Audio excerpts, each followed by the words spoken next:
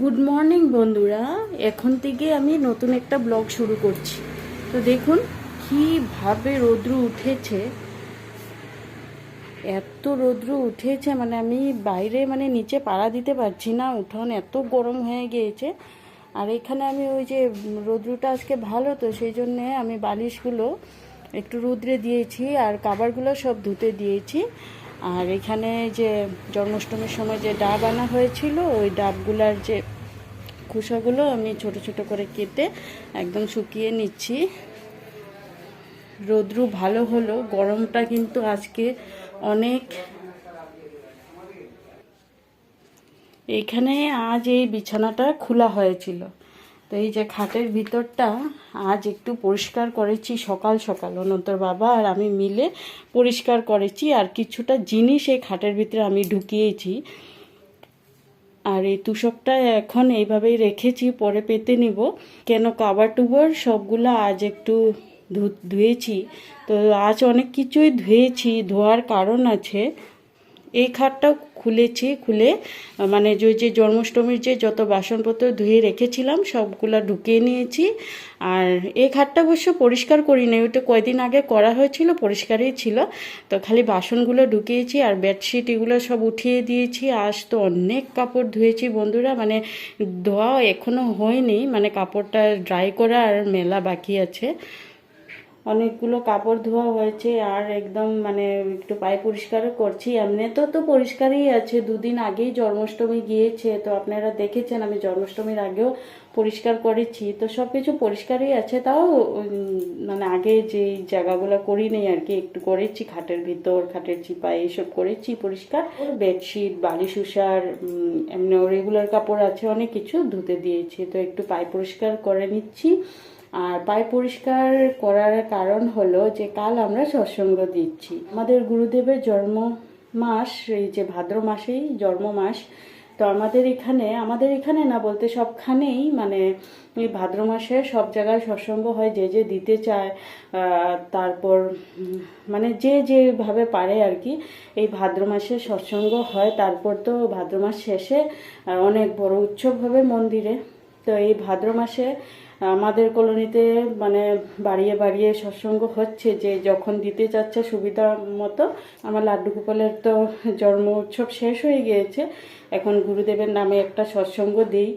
অনেক দিন থেকে ইচ্ছাও ছিল, আর প্রত্যেক ভাদ্র মাসে আমরা গুরুদেবের নামে একটা সৎসঙ্গ দিই।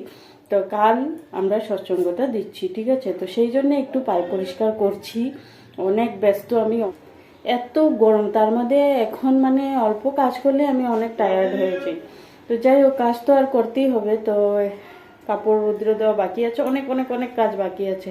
আজ অনন্তর বাবাকেও বলেছি যে আজ একদম শর্টকাট রান্না করব, মুসুরি ডাল রান্না করব আর বাঁধাকপি শাক রান্না করব। তো এখন তাড়াতাড়ি কাজটা সেরে নিই, আপনারা সঙ্গে থাকুন।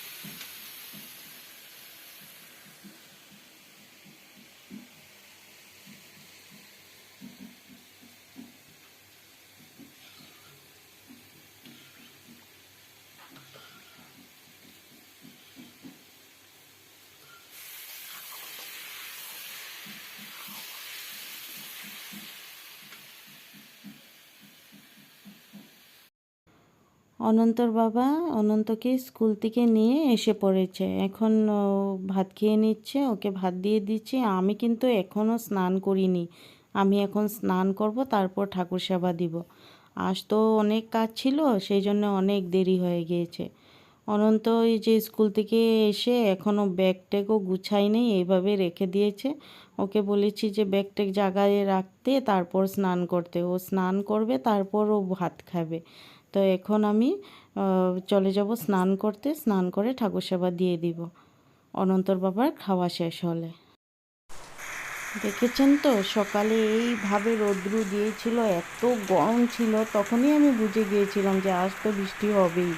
তো এখন বাজে 5টা, আর এইভাবে ঝড় বৃষ্টি শুরু হয়েছে। অনন্ত বের হয়েছিল খেলতে, কিন্তু ও আর খেলতে পারেনি, বেশ বৃষ্টি শুরু হয়ে গিয়েছে। ও এসে পড়েছে ওর বন্ধুকে নিয়ে। এখন ওরা দুজন বারিন্দায় খেলছে, আর আমি একটু বিশ্রাম নিচ্ছি, তারপর উঠে সন্ধ্যাবাতি দিতে হবে। তবে বন্ধুরা, ব্লগটা আমি এখানেই শেষ করছি। আশা করছি আপনাদের ভালো লাগবে। ভালো লাগলে অবশ্যই লাইক, শেয়ার, কমেন্ট করবেন। আমার চ্যানেলটা সাবস্ক্রাইব করে দেবেন। ভালো থাকুন, সুস্থ থাকুন। দেখা হচ্ছে নতুন একটি ব্লগে। টাটা।